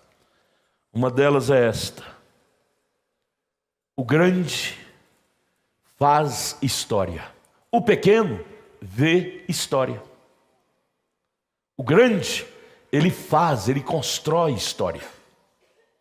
Veja a galeria, a história dos heróis da fé, lá de Hebreus 11. Leia a biografia de cada um daqueles personagens. Que história grande eles construíram. Porém os pequenos ficam idolatrando. Paulo foi grandão, Abraão foi grandão. E eu? Qual é a minha história que eu estou fazendo hoje? Escreva isso na página branca de sua Bíblia, lembrando disso. Os grandes fazem história. Os pequenos vê história. William Branham, ele construiu um legado, uma história que hoje nós lemos, a gente fica cabisbaixo, admirado. Comportamento. Os grandes não têm tempo para ficar admirando histórias dos outros. Os grandes, o tempo deles é ocupado em fazer história para os outros. Você diz que é grandão, mas fica direto consumindo história de celular, fake news, histórias mentirosas, a maioria delas, e você diz: eu sou da mensagem, sou o crente melhor que a nação, melhor. Você não está grandão, não. Você não está grandona, não. Você é um consumista de história. Os grandes fazem história. Os pequenos vê história. Você entendeu? Entendeu, irmã? Entendeu, irmão? Funde isto nas crianças. Elas vão crescer com essa cultura. E elas não vão ser cobaias de histórias fake news, maioria delas. Mentiras falsas, histórias falsas. Procure ensinar seus filhos a fazer a história dos heróis da fé. Ou seja, continuar fazendo a história de Hebreus 11. Continuar escrevendo a história dos heróis da fé no seu dia a dia. Ou você acha que a história dos Atos dos Apóstolos acabou? Abra sua Bíblia em Atos dos Apóstolos. Lá no final, no último capítulo de Atos dos Apóstolos, só para me te contar uma curiosidade que eu vi no Atos dos Apóstolos. Abre a sua Bíblia. Atos dos Apóstolos, o último capítulo de Atos dos Apóstolos. Cadê? Antes de Romanos.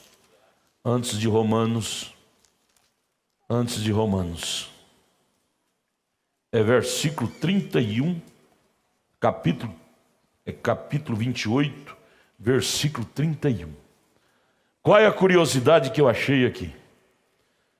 Vamos ler o versículo 31, pregando. Vocês encontraram Atos dos Apóstolos, todo mundo? Sim, amém? Verso 31 é o último versículo do livro de Atos dos Apóstolos. Pregando o reino de Deus e ensinando com toda a liberdade as coisas pertencentes ao Senhor Jesus Cristo, sem impedimento algum.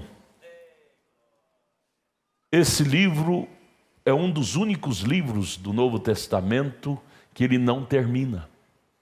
Todos os outros livros terminam. Quando fala amém é porque terminou. Esse livro não fala amém. Amém quer dizer terminou. Isso ficou como que em reticência. Para quê? Porque o Atos dos Apóstolos não terminou com os apóstolos. Eles continuam com a igreja. O livro de Atos é um dos únicos livros do Novo Testamento que não tem amém, encerramento. Ele continua. Com quem? Quem é na terra que tem estrutura espiritual, não física, espiritual, para continuar escrevendo Atos dos Apóstolos? Agora não é dos apóstolos, é da igreja, da noiva. Devemos ler isto, gente. Devemos ler isto. Prestar atenção nessas coisinhas. Não é só saber. É possuir. É ter. É cultivar. Vale mais do que saber. Às vezes você não sabe ler nem escrever, mas você possui o autor da vida em você. Aí eu poderia ir aqui. Me dê mais um minutinho que eu tenho que terminar isso aqui. Ainda sentado com os filhos. Assentado com os filhos e com as filhas. Aí você traz para ele esse outro ponto. Escolhendo uma noiva, parágrafo 84 até o 99. Irmão Brana, sentado com um casal de jovem, e o pai deve sentar com o filho, com a filha, os pais, e dizer isso que o irmão Brana disse aqui, escolhendo uma noiva, 84 ao 99. O filho chega à puberdade, todo menino, menina chega na puberdade, já desperta paixão. Paixão. E é dever do pai e da mãe dizer, meu filho, isto é inevitável. Quando você chegar a uma determinada idade, você vai se apaixonar por alguém. E se você apaixonar por alguém, você não tem como tratar, casar com aquele alguém, você vai sofrer demais, meu filho. Por isso, meu filho, procure se profissionalizar, para que quando chegar a idade da puberdade, da paixão, você ter como responder àquela paixão, casar e ter para onde levar essa pessoa. Não ficar dependendo de A, de B, de C, se humilhando. Coisa humilhante é um casal que casa, tem que depender do papai, da mamãe, do sogro, da sogra. Isso é humilhante para um homem com H maiúsculo. Por quê? Não te preparou antes. O maior culpado é os pais. Não fundiu a cultura que tem que se preparar antes de vir a idade. Porque a paixão não quer. A paixão é uma força dentro da pessoa, do adolescente. A paixão não quer saber se você tem dinheiro para casar, se você tem profissão, se você tem para onde levar ela. A paixão quer casar. E quer casar mesmo. Ela ignora se você tem condição, tem jeito, se pode. Ela te embriaga. Você fica obcecado por aquilo. Fica cego. E aí a razão, o pai disse, não tem jeito não, tem que casar. Tem que casar. E aí casa, aqueles coitadinhos. O pai tem que ajudar de um canto, o sogro tem que ajudar do outro lado. Sendo que se tivesse a cultura dos pais, ensiná-los a se profissionalizar, buscar uma profissão, ele não seria tão humilhante. Gente, é muito humilhante para um moço com H maiúsculo, homem com H maiúsculo, depender de terceiros para tratar da família. Deixa eu ler aqui, o profeta sentado com aquele rapaz, com aquela moça, que veio até ele para se casar. O Brana disse, então, o final do parágrafo 83 da mensagem, escolhendo uma noiva. Ele sentou com aquele rapaz, com aquela moça, ele disse, então ele disse, filho. O Brana chamava de filho. O Brana era muito amoroso. Nós devemos tratar com eles com muito amor. Filho, filha. Filho, quero que escute o que estou dizendo. Parágrafo 84. Ele virou para o irmão Brana e disse, sim, senhor, respondeu ele. Então eu lhe disse, amas esta moça? Você ama ela? Para casar precisa de amar. Você ama? Amo. Mas é só amor que precisa para um casamento? Amor não enche barriga. Isso é a cultura que o pai deve passar para o filho, principalmente para o filho, e para a filha também, para ela não forçar a barra. Amas? Amo. Tá bom, então eu vou fazer seu casamento, só porque você ama. Não é assim não. Isso chama-se, como é que é a palavra que eu falei agora há pouco? Tem que haver coesão e a outra. Coerência. Coerência. Coerência quer dizer, pega uma coisa aqui, outra coisa ali, e junta para formar aquele pacotão do sucesso. É preciso amar? É. Mas é só o amor, irmão Brana, nos dando esse exemplo que o pai, ele sentou com aquele rapaz como pai, chamou ele de filho. Amas esta moça? O rapaz disse, sim, Senhor, eu amo. Respondeu ele. Ele virou para a moça e disse, ama você a ele? Ela virou e disse, sim, Senhor, eu amo. Respondeu ela. E o profeta não parou aí, vem o parágrafo 89, ele diz, segui dizendo, tem você para onde levá-la depois de se casarem? Essa é uma pergunta vital que os pais devem colocar no coração ainda dos filhos adolescentes, antes da idade da puberdade.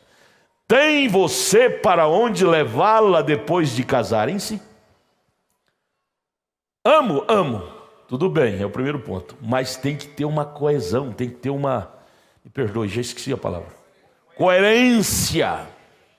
A coisa não pode ser incoerente. Doutrina não pode ser incoerente. Tem que ter casamento, coisa com coisa, para formar o pacotão. Não pode ser pontos extras. Tens você para onde levá-la? E não é na hora de casar, irmão Brana está falando isso com esse rapaz, que o rapaz era um estranho, não era cristão. O irmão Brana fazia casamento de moço que não era cristão, desde que o respeitasse. Então o irmão Brana, antes de casar, disse isso para ele para ajudar. Mas essa pergunta deve fazer enquanto está criança ainda. Criança, meu filho, amar é bom, gostar é bom, apaixonar é bom, mas antes de você desenvolver uma paixão por uma moça, você tem que perguntar para você mesmo, eu tenho para onde levá-la quando eu casar? Se todos pensassem isto, olha gente, aliviaria muitas cargas, muitas vergonhas, aliviaria muitos traumas, porque a moça em si, quando vê o rapaz, ela cria dentro dela uma figura, que aquele rapaz é um galã, porque é bonito, é rico. Não é todo que é bonito é rico, não. Quando eu casei, eu não tenho vergonha de contar, irmãos. Eu era o rapaz mais bonito da mensagem no Brasil. Moças morriam por causa de mim, eu estou falando verdade. Porque na época era todo mundo feio. E eu era feio, mas do seio eu era mais bonito. Só que eu não tinha um couro para deitar em cima. Que adianta só beleza e não ter condição para levar ela? Casei, comprei móveis no pregão, móveis usados para nós viver nos primeiros meses. Ela tinha que trabalhar, eu trabalhava, o dinheiro que eu ganhava era mixaria. Nós comia 15 dias ela tinha que trabalhar para ajudar. Quer dizer, foi falta de preparação minha. E se ela não fosse uma moça cristã, ela me decepcionava e me largava. Um rapaz bonitão desse e não ter para onde me levar. Eu ganhava um bom salário no banco, mas depois o pastor Joaquim me chamou para trabalhar na igreja, vim ganhar menos da metade. Missão, a igreja é missão. E mesmo assim eu quis casar. Foi uma aventura. Mas só que foi uma aventura que se a moça não fosse cristã, ela me abandonaria. Moço bonitão não tem como tratar de mim, eu tenho que ajudar ele. Aí vem a pergunta, tem para onde levar essa moça? É uma pergunta que devemos fazer para nós. Ensinar nossos filhos, fazer para eles. Porque a injeção tem que ser antes que venha a doença. Depois que vem a doença, a injeção às vezes não adianta mais. E a melhor injeção, a preventiva, é o ensinamento quando estão criança, crescer todo dia, a mesma matéria. Ah não, já falei isso, não precisa mais. Às vezes eu brinco com o irmão Samuel. Samuel, fala de novo. Ele diz, pastor, mas eu já falei. Eu falei, ó irmão, fala 1.000.000 de vezes, não tem problema não. Estamos construindo um povo para o céu. Paulo disse, não me canso de vos falar as mesmas coisas, que é segurança para vós. Nós cansamos de falar a mesma coisa para o filho. Ah, já te falei, você não põe atenção, agora vai apanhar, já te falei. Gente, que estupidez, o filho vai ficar com medo de você. Você não erra também? O governo já deu as leis, você não erra, avança o trânsito. O fiscal já deu as leis, você avança, transgride os impostos. Não erra? Por que você quer castigar? Você não tem moral para condenar ninguém. A verdade das verdades, irmão, é que nenhum de nós, como humano, não temos moral para colocar ninguém no canto da parede. Nós não erramos numa coisa, mas erramos em outra. Todos nós precisamos do socorro de Deus, da graça de Deus. E agora, porque não temos moral, vamos ficar calados? Não, é hora de ensinar para produzir uma nação forte. A nação é os nossos rebentos, é nossos filhos, é a nossa família, é a sociedade celestial que estamos criando. Aí vem o presidente do México, virou para o arcebispo e disse: você faz 200 anos que está trabalhando com esse povo mexicano e ainda eles são ignorantes? O que você está fazendo com eles? Você bate no filho e diz: menino é ignorante. Aí se alguém viesse, o presidente do México viesse conversar com você, você é pai dele há quantos anos e ainda ele é ignorante, a culpa é sua, pai. Pastor disse: a igreja é ignorante. Vem, vamos trazer o presidente do México. Pastor, quantos anos você está trabalhando com essa igreja? Ela ainda é ignorante? Peso de responsabilidade. Devemos refletir essas coisas. A minha família é ignorante. Quantos anos você convive com essa família? Ela é ignorante. O que você está fazendo com ela? Responsabilidade naquilo que estamos trabalhando, nosso lar, nossa igreja. Esta é a sociedade do amanhã. Sociedade do milênio é essa aqui. Sociedade da terra prometida é esta aqui. Que sociedade vamos levar para o milênio? Sociedade aleivosa, que odeia, que bate, que mata. Esta é a sociedade do inferno. Nós não estamos construindo um povo para o inferno, estamos construindo um povo ao céu.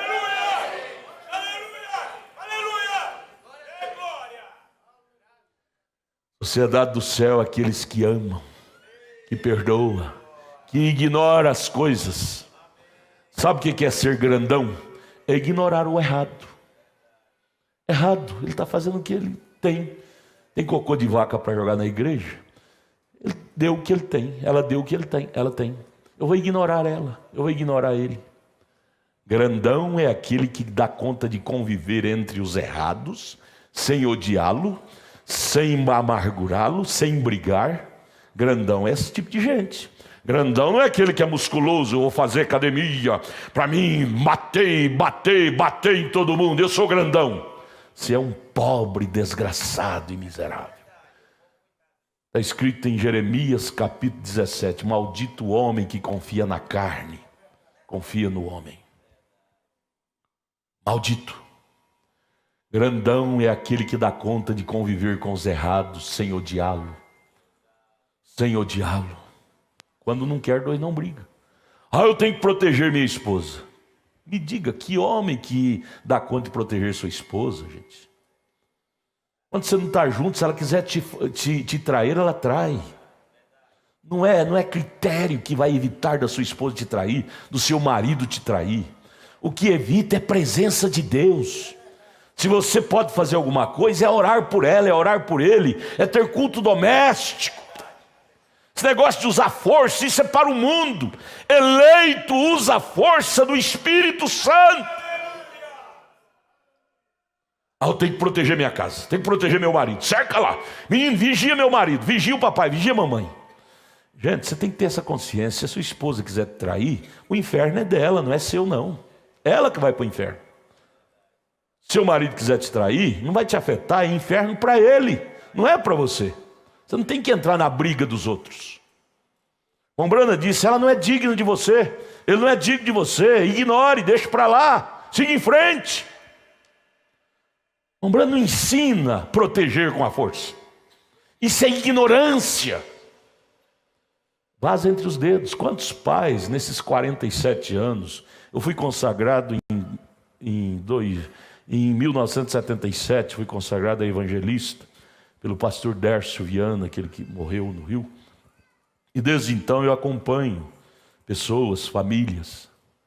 Eu tenho aprendido isto. Pais dizem: a minha filha não vai se perder. A filha do fulano se perdeu porque o pai não sabe criar. Depois Deus permite ocasião para a filha se perder, para desmascarar o pai, para ele mostrar para ele que ele não é bom para nada. Bravão, quanto mais bravo, mais eles escapam entre os dedos. Se você não for amigo da filha, ela revolta contra você, escapa entre os dedos. Aí que vai mais cedo. Aí que ele vai mais cedo. A maneira de segurar filho é sendo amigo. Sendo amigo. Se nós não conseguir pela amizade, não é pela estupidez que vamos conseguir. Escapa mais cedo e revoltados. Nosso ministério é Provérbios 22, 6. Educa seu filho. E educar não é bater. Educar é ensinar. É sentar, é descer ao nível. É se tornar uma criança, um bebê junto com ele, e entender que as suas fraquezas é aquela. Ele está buscando socorro, socorro. Às vezes ele não fala verbalmente, mas ele fala assim, a voz da inconsciência, grita: papai, me ajude, mamãe, me ajude com ensinamento. E nós pensamos que ajudar é deitar a vara. Coitadinho, está morrendo e nós acabamos de matar. Ô pai, mãe, isso me arrebentou meu coração nessa manhã ao ver essa frase no vídeo. Educa o seu filho no caminho em que deve andar. Qual é o caminho que se deve andar? É o caminho do mundo? É o caminho do Senhor.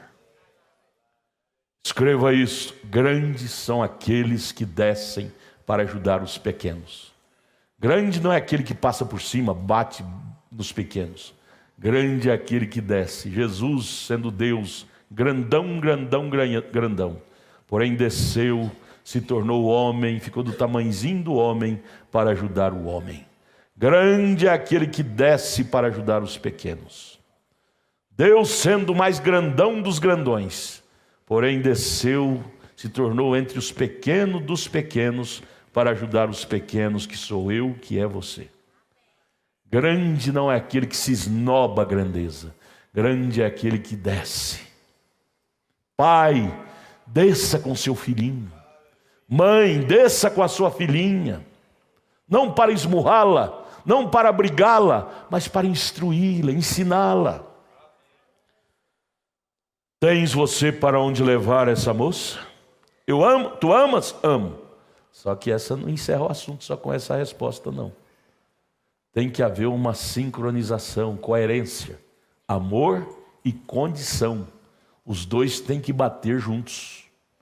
Amor e condição material. Você ainda é humano. O humano não vive só de amor. Vive de comer, vestir, calçar. Amo demais. Mas tem você para onde levar ela? Se tem, aí o rapaz disse: tem. Ele disse: então casa. Ele tinha lá uma carroceria velha, mas era a casa. Era a casa.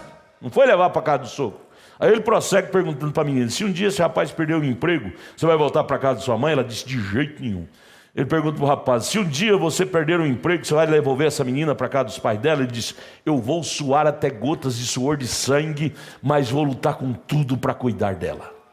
Porque hoje qualquer coisa leva para o sogro, para a sogra. Não é assim. É um compromisso. É seriedade. Bendito quem casa com a moça igual as filhas do irmão Magno. Já tem 2 lotes, um para cada uma. Mas não é todos os pais que têm isso. E isso não é bom também, não. Você tem que ter o orgulho de não depender de seu sogro. Seu sogro casa com a filha de um sogro igual o irmão Samuel. Vou te levar para o mercado. Diz: não. Eu vou ganhar meu suor com a minha profissão. Senão os outros vão pensar que o senhor está tratando de mim. Não quero. Seja orgulhoso. Seja um homem com H maiúsculo. Tenha orgulho de ser homem. Não vou. Isso é lindo, gente. Isso é cristianismo. Isso é cristianismo. Isso é lindo. Vocês podem dizer amém para isso? Vamos almoçar, já são 11 horas. Eu creio que isso era o recado de Deus. Me perdoe, mas domingo que vem. Me perdoe não, eu não posso pedir perdão quando é Deus que mandou. Eu creio que ajudou, não ajudou? O que te ajudou? O que te ajudou, irmão Magno? Vem cá respaldar aqui. Bater o prego e rebater, fala para nós. Isso construiu o senhor como um pai amoroso? Fala alguma coisa sobre isso. Pastor Adalto, isso aqui é o que nós precisamos. Todos os dias nós precisamos desse tipo de ensinamento, porque nós temos responsabilidades a cumprir, né? Como pais. E se nós deixar esse legado para nossos filhos, Deus vai cobrar isso de nós. O profeta fala isso. Deus vai cobrar isso de nós. Então, eu creio que devemos ajudar nossos filhos, devemos estar ao lado deles, descer ao nível deles, a estrutura deles, como o senhor ensinou aqui. E tudo isso, pastor Adalto, é para nós crescer. Graças a Deus. Para termos a condição de ajudá-lo, irmão, nós temos que nascer de novo. Nascer de novo, pastor Adalto. Porque está escrito lá, tal forma, tal bom. É verdade. Com um comportamento de não nascido de novo, nós vamos criar uma família não nascida de novo. Tal forma, tal E bom. outra coisa, pastor Adalto, todos nós somos devedores.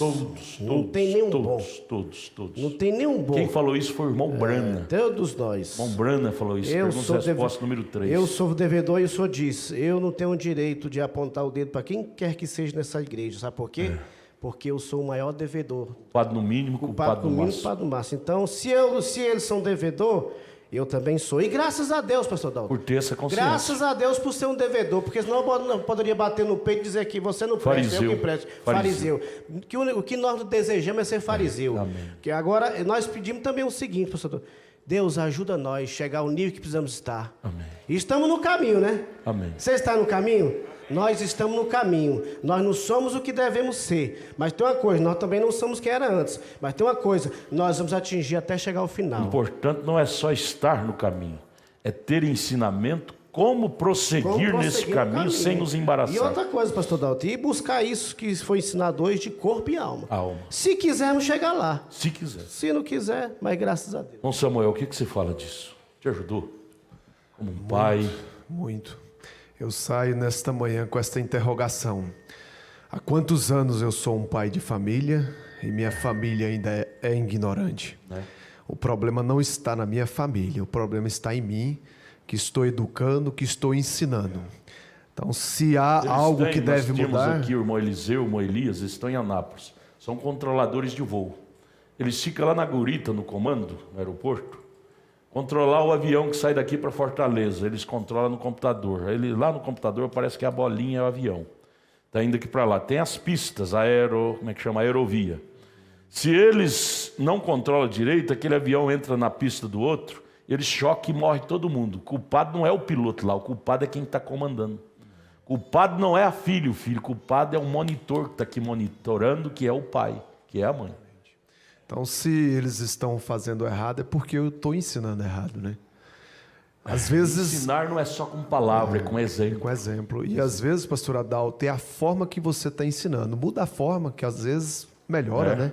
Às vezes muda. Porque nem tudo é igual, irmão. Não é? Você tem 2 meninas, não tem? Eu tenho 3. Cada um exige uma forma diferente de tratar com ele. Cada um tem um gênio diferente. Não existe uma receita, né, pastor Adalto? Não existe uma receita, uma bitola. Tem que ser assim. Por isso que família não tem norma, a norma é essa. Como é que fala? Não é norma que fala, é padrão. Não, cada elemento tem um padrão que ele exige se trabalhar com ele daquele jeito, o outro é de outro jeito. A mesma Bíblia, a mesma mensagem, mas você insere na pessoa de uma forma que ele possa conceber. Isso é ser pai, saber qual é a forma que aquele menino exige para você chegar a ele. E nós pais, devemos ter esse autocrítica, né? De perceber. E outra coisa também, pastor Adalto, as fases, né? Fases. Entender a fase da criança, a fase da adolescência, a fase da juventude. Então, assim, cada fase você tem que ter uma forma diferente de trabalhar, né? Então, esse é critério do pai. Por que você fala isso? Porque você passou por isso. Passou por isso. Os meninos são aleivosos que eles não têm experiência. Quem tem que ajudar eles é quem passou por aquilo, é que tem experiência, tem matéria para dizer, nessa fase, meu filho, faça mais assim. Minha filha, nessa fase eu passei por isso. Eu sei que é horrível. Faça mais assim que você vai conseguir vencer. Isto é ser um bom pai, uma boa mãe. Entender as fases. Exatamente. E se a gente se colocar no lugar, pastor Adalto, a gente vai entender que não é que toda criança gosta de apanhar, mas a fase da criança, por exemplo, ela entende porque ela está apanhando, e às vezes não entende.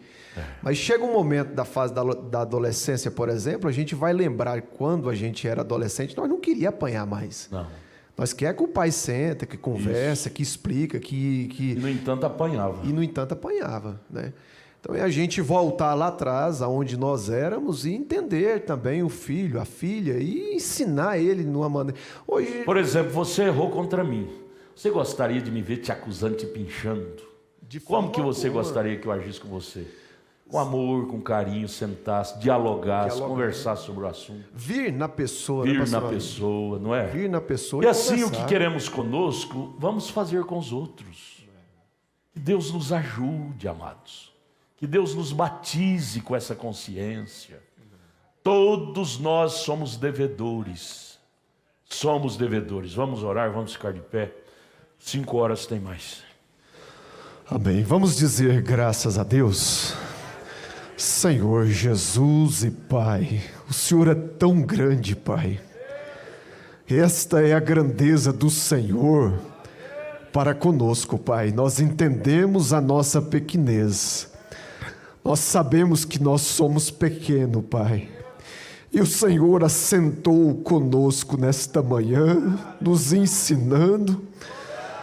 Ó Deus, se nós abrirmos os nossos olhos espirituais, nós vamos ver, Pai, que isto é o Espírito Santo. Isto é Deus cuidando de nós, cuidando das nossas famílias, Pai, cuidando dos nossos filhos. E nesta manhã, Pai, nós podemos dizer graças a Deus por termos isto, Senhor, por estarmos neste lugar. O anjo do Senhor tem ministrado a nós, que possamos sair deste lugar com os nossos corações agradecidos e voltarmos à tarde, ó Pai. Ó Deus, que o Senhor esteja conosco, Pai, no decorrer deste dia, nas reuniões que virá a seguir, Pai. Nós te pedimos e te agradecemos no nome do Senhor Jesus Cristo. Amém, Jesus. Amém.